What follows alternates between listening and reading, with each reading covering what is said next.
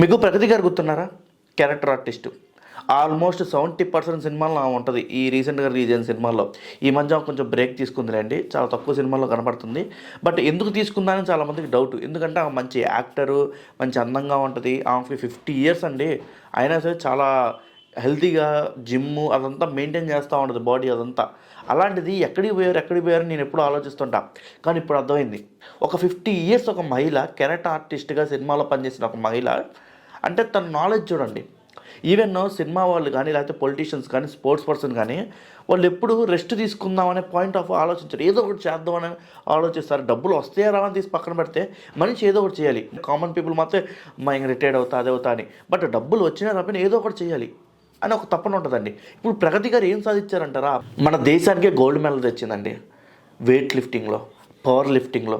మొన్న జరిగిన కేరళలో కూడా national masters classic powerlifting ఛాంపియన్షిప్లో కూడా 115 కేజీలు ఒకటి, 50 కేజీలు ఒకటి, 122 కేజీలు ఒకటి, మొత్తం మీద 287 కేజీలు పవర్ లిఫ్టింగ్ చేసి దాదాపు ఆమె గోల్డ్ మెడల్ సాధించింది కేరళలో.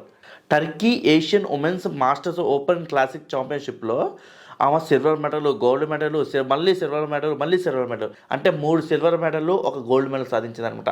అంటే 4 మెడల్స్ సంపాదించింది అనమాట. ఆమె 50 ఇయర్స్ ఏజ్లో ఆమె క్యారెక్టర్ ఆర్టిస్ట్గా చేసుకుంటూ ఆమెకున్న ప్యాషన్ని బయటపెట్టి మన ఇండియాకి వెన్న తెచ్చిందండి.